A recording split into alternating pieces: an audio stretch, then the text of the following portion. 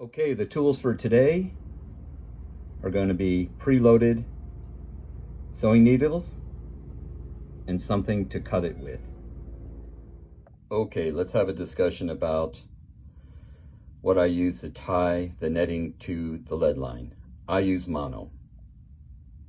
In the past, I've used cotton, I've used tarred line, I've used nylon, and all of them have a tendency to wear out a little bit faster. Nylon seems to last a little longer, but it has a tendency to rot from the inside out. So I like mono, I like synthetic.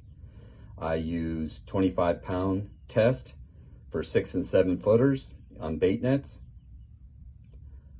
For 8 footers, I'll use 30-pound test. For 10 and 12, I use 40-pound test. That seems to hold up the best and makes it the strongest. One thing that I also like to do is sometimes you'll load needles, and when you finish sewing, you'll have extra. I usually just put them in a baggie and put what pound test they are with the needles. That might be a nice thing to do instead of having them float in a big bag and you're not sure what pound test they are. Okay, let's talk about why I like to use hollow braid for my lead line. Number one, it's hollow in the middle. What happens over time is as you're working your net, whether more than likely on the beach, what you'll find is sand gets into the actual lead line rope, thus making it a little heavier, sometimes a little bit stiffer. What I found with the hollow braid is that the sand may go in, but because it's hollow, it has a tendency to go out because of the movement in it.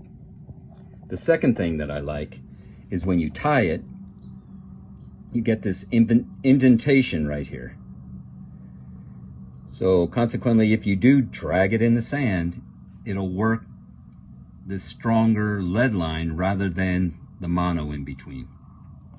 The third thing is when you come to the end and you're tying the two ends together on your net, you want a nice smooth transition, not one rope on top of one another to where it can snag.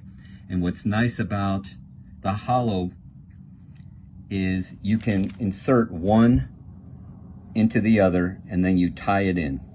They just slip right in to one another.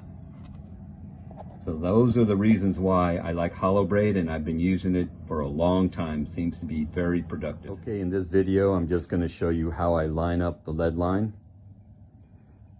I always, like I said before, I put a little bit of a point, a burnt point, make it a little bit sharp so that it'll fit in the lead.